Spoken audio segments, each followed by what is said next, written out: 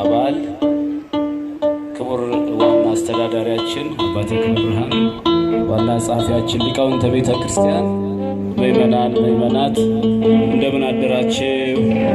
እንደምን አረፈዳችሁ? አመራር ማለት ቅድም መምህሩ ሲያስተምሩ እንደዚህ ነው። ወንጌል ሲስማማ አገልግሎቱ በሁሉ ደረጃ ሁሉ በየጸጋው ከፍ ያለ እግዚአብሔርን ሲያመሰግን ነውና እግዚአብሔር ስሙ የተመሰገነ ይሁን። ብፁዕ አባታችንን ረጅም ዘመን ይስጥልን። ለምን ይመስላችኋል? አገልግሎት እንዲሰፋ ስለ አገልግሎት የሚያስብ እድሜ ይስጥልን በሉ እስቲ። ሰስታችኋል። ጭብጨባ ሳይሆን እድሜ ይስጥልን። ፍቅርህ ማረከኝ በሕይወቴ በዘመኔ ያለን እግዚአብሔር ከፍ አድርገን እናመሰግናለን።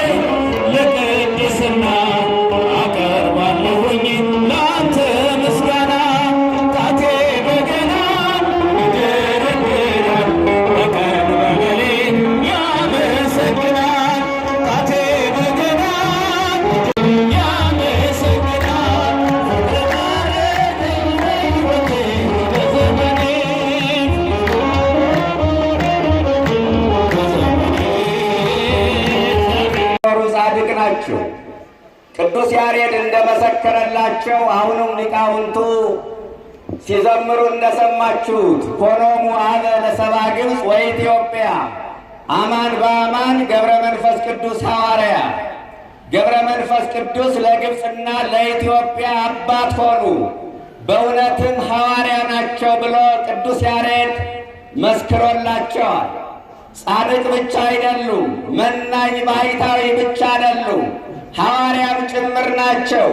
ኢትዮጵያን ወንጌል በወንጌል ያደረጉ፣ በኢትዮጵያ ላይ የወንጌል ሻማ የለኮሱ፣ ብዙዎችን ባለማተብ ያደረጉ፣ በርካቶችን ከአምልኮተ ጣዖት ወደ አምልኮተ እግዚአብሔር የመለሱ ሐዋርያ ናቸው ገብረ መንፈስ ቅዱስ። ቅዱሳን ባኗኗራቸው በሦስት ይመደባሉ። ምዕመናን ኢትዮጵያ ተወልደው ኢትዮጵያ ያረፉ ቅዱሳን አሉ። ከውጭ ተወልደው ኢትዮጵያ ያረፉ ቅዱሳን አሉ። ለዚህ ማሳያችን ገብረ መንፈስ ቅዱስ ናቸው። ኢትዮጵያ ተወልደው ውጭ ሄደው ያረፉ ደግሞ ቅዱሳን አሉ። ለዚህ ማሳያችን እነ ሙሴ ጸሊም እነ አቡነ ዮስጣቴዎስ ናቸው። ገብረ መንፈስ ቅዱስ ግብፅ ተወልደው ኢትዮጵያ ያረፉ ጻድቅ ናቸው። አባታቸው ስምዖን እናታቸው አቅሌስያ ይባላሉ። 30 ዓመት ሙሉ መካን ሆነው ቆይተዋል። የተዋህዶ ልጆች አቅሌስያና ስምዖን አብረው ያመሹ ባለትዳሮች ናቸው። አብረው የሚያረፍዱ ብዙ ናቸው። አብረው የሚያመሹ ግን ጥቂቶች ናቸው። አብሮ ለማርፈድ ስሜት ብቻውን በቂ ነው። አብሮ ለማምሸት ግን ቃል ኪዳን ያስፈልጋል። ስምዖንና አቅሌስያ አብረው ያመሹት በትዳራቸው ጉድለት ሳይኖር ቀርቶ አልነበረም። ልጅ ከማጣት በላይ ምን ጉድለት አለ? ጉድለታቸውን ግን ፍቅር ሞላው። በፍቅር ውስጥ ጉድለት ቦታ የለውም። በፍቅር ውስጥ ማጣት፣ ምክንያት፣ መታመም ቦታ የለውም። እንደ ዘካርያስና እንደ ኤልሳቤጥ ወክልኤሆሙ ጻድቃን እሙንቱ በቅድመ እግዚአብሔር። ስምዖንና አቅሌስያ በእግዚአብሔር ፊት ጻድቃን ነበሩ። በማን ፊት? በእግዚአብሔር ፊት ጻድቃን ነበሩ። በሰው ፊት ጻድቃን መባል ቀላል ነው። ድራማውን መቻል ነው። ቲያትሩን መቻል ነው። በእግዚአብሔር ፊት ግን ጻድቃን መባል ትልቅነት ነው። የተዋህዶ ልጆች እና ስምዖንና አቅሌስያ እንደ ማንኛውም ወጣት በወጣትነት ዘመናቸው ልጅ መውለድ ይፈልጉ ነበረ፣ ግን መውለድ አልቻሉም። ለምን ቢባል አቅሌስያ መካን ነበረች። ከመካንነታቸው በላይ ግን ስቃይ የሆነባት የሰዎች ክፉ ንግግር ነበረ። ዛሬም አንዳንዶቹ ከመካንነታቸው በላይ ስቃይ የሚሆንባቸው የሰዎች ክፉ ንግግር ነው። በማያገባቸው ጣልቃ የሚገቡ ሰዎች አሉ። እስካሁን አልወለዳችሁም እንዴ የሚሉ፣ ልጅ እኮ በልጅነቱ ነው፣ ትዳር እኮ ያለ ልጅ አይሆንም እያሉ በጥያቄ የሚያቆስሉ፣ በአሽሙር የሚሳደቡ፣ በነገር ጅራፍ የሚገርፉ ዛሬም በርካታ ሽሟጣጮች አሉ። አንድ ሴት ልጅን ከማኅፀኗ አትሰራው። ምዕመናን ልጅን እኮ ባርኮ ቀድሶ የሚሰጥ እግዚአብሔር ነው። ደግሞም ልጅ ለትዳር ጣዕም ሊሆን ይችላል፣ መሰረት ሊሆን ግን አይችልም። ምክንያቱም ያለ ልጅ ተሳስበው የኖሩ ብዙ ባለትዳሮች አሉ፣ የተዋህዶ ልጆች። ስለዚህ ዛሬም ልጅ ባለመውለድ ትዳራቸው የተፈታባቸው፣ ጎጆአቸው የፈረሰባቸው፣ ሰላማቸው የደፈረሰባቸው፣ ፍቅራቸው የቀዘቀዘባቸው፣ ሕይወታቸው የተመሰቃቀለባቸው በርካታ ባለትዳሮች አሉ። እባካችሁ ከስምዖንና ከአቅሌስያ ተማሩ። የተዋህዶ ልጆች እነሱን ምሳሌ አድርጎ ጾመዋል፣ ጸልየዋል፣ ፈቃድ እግዚአብሔርን ጠይቀዋል። ግን አልሆነም ለጊዜው። እግዚአብሔር ያለው ይሁን ብለው ተረጋግተው የሚኖሩ ሰዎች ናቸው። አንዳንድ ጊዜ ምዕመናን እግዚአብሔር በመከልከልም መልስ ይሰጣል። አሁን ያልገባን ነገር ይህ ነው። በመስጠት ብቻ አይደለም፣ በመከልከልም መልስ ይሰጣል። ያየውን አይቶ እግዚአብሔር ሲከለክል ተመስገን ነው የሚባለው። የተዋህዶ ልጆች ከተወለዱ ጀምሮ አልጋ ላይ ያልተነሱ ልጆች እኮ አሉ። ምዕመናን እንደ ይሁዳ ጌታቸውን የሚሸጡ ግብረ ሰዶም የሚሆኑ ሃይማኖት የሚቀይሩ ሰዎች አሉ። ያየውን አይቶ እግዚአብሔር ሲከለክል ተመስገን ነው የሚባለው። አንዳንድ ጊዜ እግዚአብሔር ሰዎች ለጥቅም ሲባል ሰዎች እንዳይወልዱ ያደርጋቸዋል። ለምን ሲባል? ለጥቅም ሲባል እንዳይወልዱ። ምን ማለት ነው? እግዚአብሔር የማይጠቅም ጸጋ ይሰጥማ። ልጅ የእግዚአብሔር ጸጋ ነው። የማይጠቅም ጸጋ ስለማይሰጥ አንዳንድ ጊዜ ለሰዎች ጥቅም ሲባል እንዳይወልዱ ያደርጋቸዋል። ይሄ የሚሆነው ግን ሕጉን ትእዛዙን ጠብቀው በሕግ እየኖሩ ለመከሉ ሰዎች ነው። የተክለ ሃይማኖት እናት እግዚአብሔር ምን ትል ነበረ? የሚጠቅም ልጅ ከሆነ ስጠኝ፣ የማይጠቅም ከሆነ እጹ ማኅፀኔን ዝጋው እያለች ትጸልይ ነበረ። የክርስቲያን ጸሎት ይሄ ነው ወገኖቼ። ዛሬም የመካንነት ችግር የገጠማችሁ ሰዎች እግዚአብሔርን ስጠኝ እያላችሁ ከመታገል ይልቅ የሚጠቅመኝ ከሆነ ስጠኝ፣ የማይጠቅመኝ ከሆነ አትስጠኝ ብላችሁ ለምኑ። እግዚአብሔር ስጠኝ ካልነው ጌትነቱን ከሃዲነቱን እንዳንጠራጠር ይሰጠናል። ግን የሚያጠፋን ነው የሚሆነው። የተዋህዶ ልጆች ይህንን አስቡ። ታስታውሳላችሁ፣ በአንድ ወቅት ያለ እግዚአብሔር ፈቃድ ንጉሥ ስጠን አሉ እስራኤላውያን። እግዚአብሔር ሳኦልን አነገሰላቸው። ሳኦል ግን እግዚአብሔርንም አስከፍቶ እስራኤልን አጥፍቶ ሄደ። ያለ እግዚአብሔር ፈቃድ የሚሆን ነገር እንዲህ ነው። የእግዚአብሔር ቸርነቱ የሚጠቅመንን በመስጠት ብቻ አይደለም፣ የማይጠቅመንን በማስቀረቱ ጭምር ነው። ይህንን ቃል ልድገመው። የእግዚአብሔር ቸርነት የሚጠቅመንን መስጠት ብቻ አይደለም፣ የማይጠቅመንን ጭምር ማስቀረቱ ነው። ይሄ እሱ ቸርነት ነው፣ የቸርነቱ መለኪያ ነው። አንዳንድ ጊዜም እግዚአብሔር እስከ ጊዜ ግብሩ ሰዎች እንዳይወልዱ ያደርጋቸዋል፣ እሱ እስከፈቀደው ቀን ድረስ። ምክንያቱም ጾመው ጸልየው መጽውተው ሱባኤ ገብተው የወለዱት ልጅ ስለሚጠቅም እሱ እስከፈቀደው ድረስ ልጅ አልባ አድርጎ ያቆያቸዋል እግዚአብሔር። ብዙ እናቶችን ብዙ ደጋጎችን ልጅ አልባ አድርጎ አቆይቷቸዋል። የደጀ መጥናታቸው ውጤት ግን ለዓለም የሚጠቅም ለሀገር የሚጠቅም ልጅ እንዲወልዱ አድርጓቸዋል። በደጅ ጽናት የተወለዱ ልጆች ይጠቅማሉ። ምዕመናን ታስታውሳላችሁ። በደጅ ጽናት የተወለዱ ልጆች ሲጠቅሙ አይተናል። ይስሐቅ ቢወለድ ከይስሐቅ ዘር ክርስቶስ ተወለደ። ያዕቆብ ቢወለድ የያዕቆብ ሞት ድንግል ማርያም ተወለደች። ሳሙኤል ቢወለድ ክህነትና ምስፍናን አንድ አድርጎ የያዘ ልጅ ተወለደ። ዳዊትን ያህል ነቢይ ቀብቶ አነገሰ። ዮሐንስ ቢወለድ መለኮትን አጠመቀ።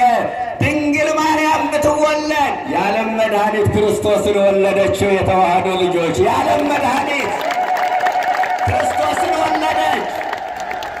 አያችሁ፣ ተክለ ሃይማኖት ቢወለዱ ኢትዮጵያን አበሩ። ገብረ መንፈስ ቅዱስ ቢወለድ የኢትዮጵያን በቃል ኪዳናቸው ፈወሱ። የተዋህዶ ልጆች ለሀገር ለወገን የሚጠቅም ይሆናሉ። በደጅ ጽናት የተገኘ ልጅ እንዲህ ነው ውጤቱ። ዛሬም በሃይማኖት በምግባር ሁናችሁ በምክረ ካህን እየተመራችሁ ለቤተ ክርስቲያን እየታዘዛችሁ ያላችሁ ሰዎች እግዚአብሔርን እንደ ስምዖንና እንደ አቅሌስያ ጠብቁት። ሌላ አቋራጭ መንገድ አትፈልጉ። ጠንቋይ ጋር አትሄዱ። እግዚአብሔርን ጠብቁት፣ ይሰጣቸዋል። ቆይቼ እግዚአብሔርን እንደዚህ ጸናሁት አይደለም። የብዙዎቻችን ችግር የእግዚአብሔርን ጊዜ መጠበቅ አለመቻላችን ነው። እግዚአብሔርን በራሳችን ሰዓትና ዕቅድ መምራት እንፈልጋለን። በፈለግነው ቀን የምንፈልገው ነገር ካልሆነልን ደጅህን አልረግጥም በበርህ አላልፍም ብለን ከቤቱ እንጠፋለን። እግዚአብሔር ቢዘገይ ለአብ ምስጋና ይገባል አሉ። ለወልድም ምስጋና ይገባል፣ ለመንፈስ ቅዱስ ምስጋና ይገባል። የሶስት ቀን ሕፃን የ3 ዓመት አይደለም፣ የ3 ቀን ሕፃን ፈጣሪውን አመሰገነ። እንዴት የ3 ቀን ሕፃን ይናገራል? ይህ ተረት ነው ለሚሉን ሰዎች እንኳን የ3 ቀን ሕፃን የቢታንያ ድንጋይ አፍ አውጥቶ ተናግረዋል እንላቸዋለን። የሉቃስ ወንጌል ምዕራፍ 19 ቁጥር 40 ላይ ታስታውሱ የለ የሆሳዕና ዕለት የሕፃናቱ ምስጋና ያበሳጫቸው ፈሪሳውያን ገሥጾሙ ለአርዳኢከ ከመ ያርምሙ፣ ደቀ መዛሙርቱ ዝም እንዲሉ ገሥጻቸው፣ ምስጋናው በስቷል፣ ሰላም አጥተናል፣ ተረብሸናል አሉ። መድኃኔዓለም መልስ ሰጠ፣ እንዲህ አለ፣ ለማርመሙ ይኬልሃል አንቱ አይባን፣ እናንተ ማመስገን ካልቻላችሁ ድንጋዮቹ አፍ አውጥተው ያመሰግኑኛል አለ የድንግል ልጅ። አያችሁ፣ ድንጋዮቹ አፍ አውጥተው ያመሰግኑኛል። እንኳን የ3 ቀን ሕፃን የቢታንያ ድንጋይ አፍ አውጥቶ ተናግሯል። እንኳን የ3 ቀን ሕፃን የበለዓም አህያ የእግዚአብሔርን ድንቅ ሥራ መስክራለች። ከመጽሐፍ ቅዱስ የወጣ አንዳችም ነገር የለንም።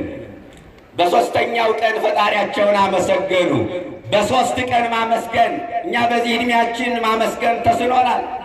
አጉረምራሚዎች ሆነናል ብዙዎቻችን። እባካቸው አመስግኑት። ተመስገን የምትለው ቃል ብዙዎቻችን ታጠርናለች። ቢሞላ ቢጎልም ደስ ቢለንም ቢከፋንም ብናጣም ብናገኝም ተመስገን ማለትን እንልመድ። የተዋህዶ ልጆች የ3 ቀን ሕፃን ምስጢረ ሥላሴን አመሰጠረ። ስብሐት ለአብ ስብሐት ለወልድ ስብሐት ለመንፈስ ቅዱስ። እኛ በዚህ ዕድሜያችን እኮ ማንፈጠረ ስንባል እንቸገራለን። የከተማ ሰው ማንፈጠረ ሲባል እግዚአብሔር ይላል። አያችሁ፣ ወንጌል ያልደረሳቸው ብዙ ወንጌል አልተማሩም የምንላቸው የገጠሩ አርሶ አደር ግን ማንፈጠረ ሲባል ሥላሴ ነው የሚለው። አያችሁ፣ ሥላሴ ይላል። እኛ በጣም ተቸግረናል። እውነት ነው፣ እግዚአብሔር የ3ቱ ስም ነው። ግን ዓለምን የፈጠረበት ግን ሦስትነትን ስለሚያመለክት ማንፈጠረ ሲባል ሥላሴ ነው የሚባለው። ምዕመናን ማንፈጠረን ንገሩኛ ባንድ ድምፅ። ሥላሴ ማንፈጠረ ሥላሴ በ3 ቀን ምስጢረ ሥላሴን አመሰገነ እና መሰጠረ።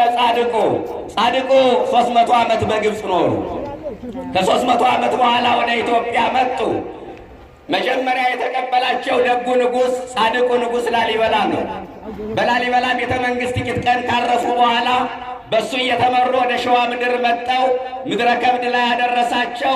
እሳቸውን ምድረ ከብድ አድርሶ ሲመለስ አዳዴ ማርያምን ቆርቆሮና ንጾ ጻድቁ ተመልሷል። ንጉሡ ማለት ነው። እና ገብረ መንፈስ ቅዱስ በኢትዮጵያ 265 ያህል በጾም በጸሎት በተጋድሎ ወንጌል በማስተማር ሲዘዋወሩ ቆይተዋል። ተጋድሏቸውን ታሪካቸውን በዚህ መልኩ ካየን የቅድስናቸው መገለጫ ምንድን ነው? እስኪ 2-3 ነገሮችን አሳጥሬ ልንገራችሁ። የቅድስና መገለጫቸው ምንድን ነው? ጻድቁ አንደኛ ገብረ መንፈስ ቅዱስ አራዊትንና የአራዊትን አለቆች ማንበርከክ የቻሉ ጻድቅ ናቸው። አያችሁ፣ አራዊትንና የአራዊትን አለቆች ማንበርከክ የቻሉ ሰው ለሰው ባለበት ዘመን፣ ሰው ለሰው መታዘዝ ባቃተበት ዘመን ከየበረሃው ከየጫካው አናብስቱና አናምርቱ ተጠራርተው አባታችን ምን እንታዘዝ ብለው በእግራቸው የተንበረከኩላቸው ጻድቅ ናቸው። ገብረ መንፈስ ቅዱስ የተዋህዶ ልጆች በእግራቸው በቡድን ተከፋፍለው አንድ ነብር ብቻ ሳይሆን 60 ነብር፣ አንድ አንበሳ ብቻ ሳይሆን 60 አናብስት በእግራቸው አራዊት የተንበረከኩላቸው ጻድቅ ናቸው። በነገራችን ላይ አውሬ ብለን ጠባያቸውን ያከፋ ነው እኛ ነን። እነሱማ ብሩካን ነበሩ። በገነት ያለውን ታሪክ ታስታውሱ የለ? አንበሳ ብሎ የማዕረግ ስም የሰጠ እኮ አዳም ነበረ። ድኩላ ነብር ብሎ እኮ የማዕረግ ስም የሰጠ አዳም ነበረ። 7 ዓመት ኃጢአት ሳይሰራ ኃጢአት ከሰራ በኋላ እኛ ጠባያችን ሲቀየር እነሱ አውሬ ሆኑብን። አያችሁ፣ አዳም በገነት ኃጢአት ሳይሰራ አራዊት ላይ የነበረው የቅድስና ሕይወት እንደወረደ ገብረ መንፈስ ቅዱስ ላይ ታይቷል። ኧረ ክብርና ምስጋና ይድረሰው ለጻድቁ። ገብረ መንፈስ ቅዱስ ኃጢአት ስላልሰራ አራዊትን አንበረከኩ። ጻድቁ አዳምን በቅርብ ርቀት ያሳየ ሐዋርያ ነው ገብረ መንፈስ ቅዱስ። ዳንኤል ላይም ይህንን ቅድስና አይተናል። ዳንኤል ላይ ያየነውን ቅድስና ገብረ መንፈስ ቅዱስ ላይ አይተናል። የተዋህዶ ልጆች ትንቢተ ዳንኤል ምዕራፍ 6 ላይ ስታነቡ ዳንኤል እግዚአብሔርን ብቻ በማምለኩ ወደ አናብስቱ ጉድጓድ እንዲጣል ተፈረደበት። ትክክለኛ ሕይወት ስትመርጡ ትክክለኛ ባልሆኑ ሰዎች መገፋት ትጀምራላችሁ። ስለዚህ ወደ አናብስቱ ጉድጓድ ተጣለ። አናብስቱ ግን ዳንኤልን በፍቅር ተቀበሉት። ለአናብስቱ ቀለብ ይሆናል ተብሎ የተጠበቀ ዳንኤል የአናብስቱን ክንድ ተንተርሶ አደረ። የዳንኤል መዓዛ የአንበሶቹን ረሃብ አስረሳ። ወኮኑ ከመድመታት እንደ ድመት ቆልመም ብለው የእግሩን ትቢያ ይልሱ ነበረ። የተዋህዶ ልጆች እንዲህ ነው ቅድስና፣ እንዲህ ነው ንጽሕና። እና ዳንኤል ላይ ያየነውን ቅድስና ገብረ መንፈስ ቅዱስ ላይ ያየነው አራዊትንና የአራዊትን አለቆች ማንበርከክ የቻለ ጻድቅ ነው። ይህ የቅድስናው መገለጫ ነው የጻድቁ።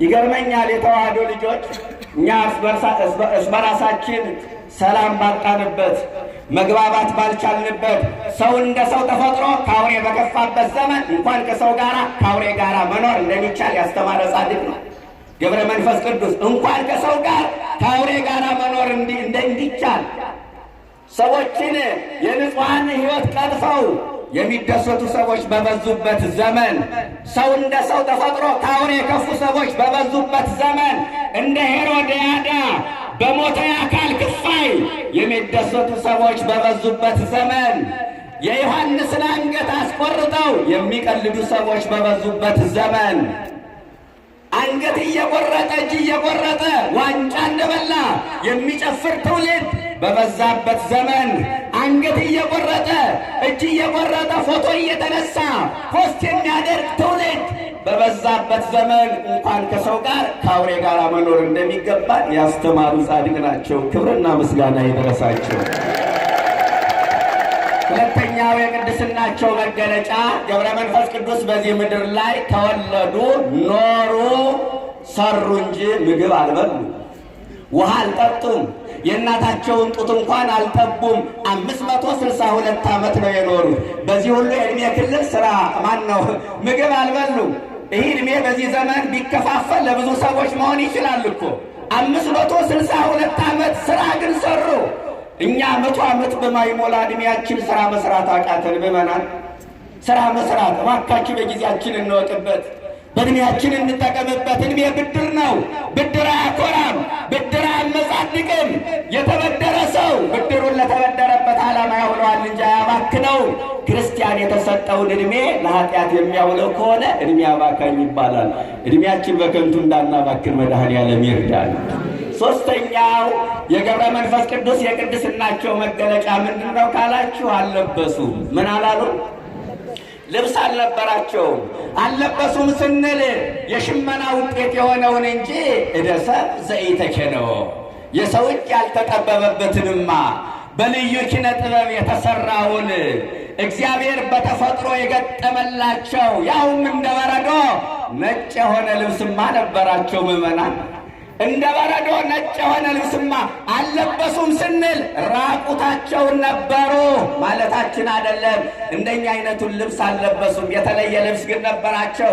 የማያረጅ ልብስ ነበራቸው። ብል የማይበላው ልብስ ነበራቸው። የማይቆሽሽ ልብስ ነበራቸው። ቅዱሳን ገብረ መንፈስ ቅዱስ ይገርመኛል።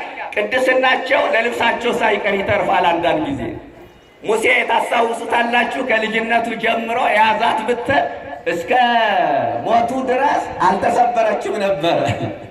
40 ዓመት የለበሰው ልብስ 40 ዓመት አገልግሏል። የለበሰው ጫማ 40 ዓመት ተጠቅሞበታል። ቅዱሳን ከቅድስናቸው የተነሳ ለልብሳቸው ሳይቀር ዕድሜ ይጨምራሉ። ስሙ ለዘላለም የተመሰገነ ይሁን። ለልብሳቸው ሳይቀር አያቸው። እንኳን እኛ ቁሳቁሱ ሳይቀር ወደ ቅዱሳን ሲጠጋ ይባረካል። ኧረ ከቅዱሳን ያስጠጋን ጌታ ስሙ ለዘላለም የተመሰገነ ይሁን። በእውነት የመጨረሻው ብፁዕ አባታችን አስቀምጬ ይህን ያህል መናገር ይከብዳል። የዘረዘርኳቸው ነጥቦች ቢኖሩ ሌላ ቀን እግዚአብሔር ሲፈቅድ እንማራለን። ስንት ነገር ነገርኳቸው። የጻድቁን መገለጫ ምዕመናን ግሩም 3። አራተኛው የጻድቁ መገለጫ የቅድስናው መገለጫ ወረዱ የሚትቀበሉ ካደለ ዛሬ እኮ የለውጥ በዓሉን ነው የምናከብረው አደለ? ሊቀበሉህ መላእክት ወረዱ እኮ ነው የሚለው። አያችሁ፣ ሰዎች በዕድር ድንኳን ተሰብስበው ደረት እየደቁ ፊታቸውን እየዋጨሩ ጥቁር ለብሰው የሚያለቅሱ ሰዎች አይደለም ጻድቁን ያጀቡ። ጻድቁን ያጀቡ እነማን ናችሁ ካላችሁ፣ አማን በአማን እያሉ ዝማሬ እየተዘመረላቸው መላእክት ነበረ ገብረ መንፈስ ቅዱስን ያጀቡ። ሊቀበሉ ወረዱ። መድኃኔዓለም ሊቀበላቸው ወረደ። ድንግል ማርያም ልትቀበላቸው ወረደች። ግሩማን መላእክት ሊቀበሏቸው ወረዱ። የጻድቁን ሰፈር የሐዘን ድንኳን ሳይሆን የሰርግ ድንኳን አስመሰሉት። የተዋህዶ ልጆች አናብስቱ አዘኑ። አናብርቱ ሳይቀር አዘኑ፣ አለቀሱ። አራዊት ያለቀሱለትን ጻድቅ ነው ተሰብስበን እያከበርን ያለነው። ኧረ ስሙ ለዘላለም የተመሰገነ ይሁን። አራዊት መላእክት ያከበሩትን ጻድቅ ነው ተሰብስበን እያከበርን የምንገኘው የተዋህዶ ልጆች አለቀሱ። ከእንግዲህ በኋላ ማን የረገጠውን አቧራ ምግብ ሆኖን እንበላለን ብለው አራዊቱ አናብስቱ ሳይቀር አለቀሱ። ጻድቁ የረገጠው አቧራ ትኩስ ሥጋ እየሆነ ይመገቡ ነበርና ያን ቀን ግን አዘኑ።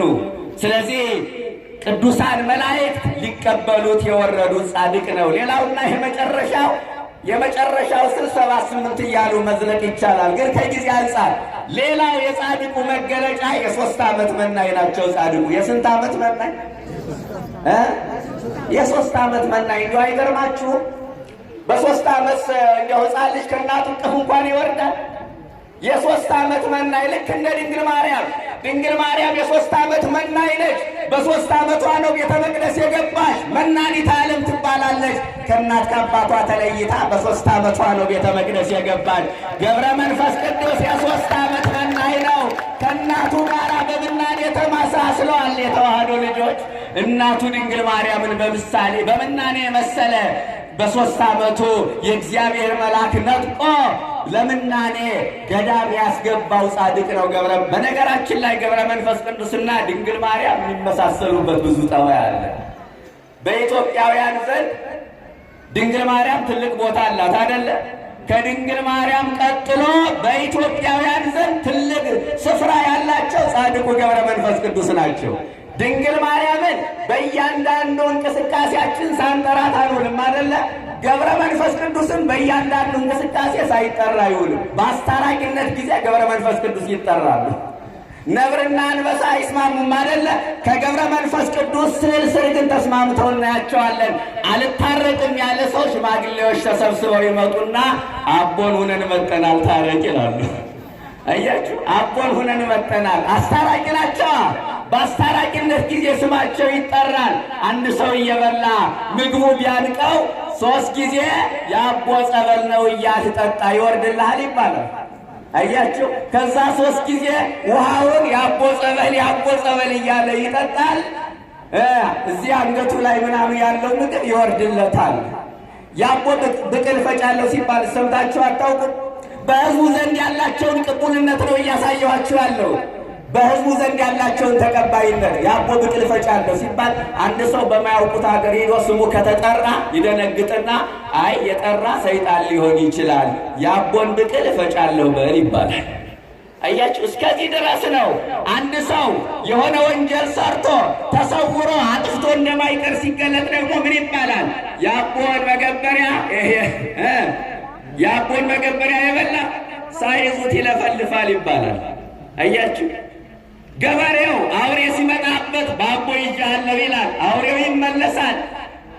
አንዳንድ ጊዜ ከሥላሴ ጋር ተያይዘው የሚጠሩበት አጋጣሚ ያለ ገብረ መንፈስ ቅዱስ በአቦ በሥላሴ ሲባል ሰውየው መለስ ይላል። ይህ ከባድ ልመና ነው። አጥብቆ መለመንን የሚያሳይ ነው። የተዋህዶ ልጆች እረ ስንቱ በሕዝቡ ዘንድ ያላቸው የገጠር ሰው ገና ትዳር ሲይዝ የአቡዬን ጸበል ነው የሚጠጣው። ትዳሩ እንዲሰምርለት እኮ ነው። ከሰዎች ጋር ተስማምቶ እንዲኖር።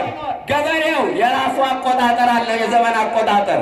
እኛ በቤተ ክርስቲያን ክረምት የሚገባው መቼ ነው? ምዕመናን ሰኔ 26 ቀን ነው አይደለ? በገበሬው ዘንድ ግን ለገብረ መንፈስ ቅዱስ ካለው ቦታ ክረምት የሚገባው ሐምሌ 5 ቀን ነው። ክረምት የሚወጣው ጥቅምት 5 ቀን ነው። በልግ የሚገባው መቼ እንደሆነ ታውቃላችሁ? የካቲት 5 ቀን ነው። የካቲት 5 ቀን ዝናብ ካልዘነበ ገበሬው ያዝናል። ሲናገር እንኳን የካቲት አቦን አይተህ ተሰደድ ይላል ያገሬ ገበሬ። አያችሁ፣ እስከዚህ ድረስ በኢትዮጵያውያን ዘንድ ከድንግል ማርያም ቀጥሎ ቦታ አላቸው። የጻድቅ መታሰቢያ ለበረከት ነው። መልሱ ለበረከት ነው። እዚያው ርዕሱ ላይ ተጽፏል። ለመዘርዘር ጊዜ አይበቃንም። መታሰቢያቸው እንዴት ነው የሚደረገው? መታሰቢያቸው እስከ መቼ ነው የሚደረገው? 3ቱን ሐሳቦች ልተዋቸው።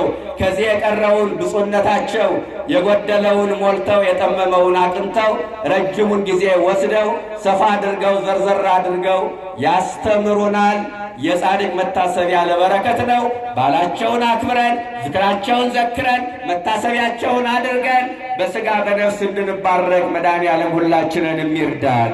እንደ ዛሬዋ ቀን የዛሬ ዓመት ጻድቁ በሰላም ያደርሱን፣ ከጻድቁ ረድኤት በረከት ያሳትፈን። ወስብሐት ለእግዚአብሔር።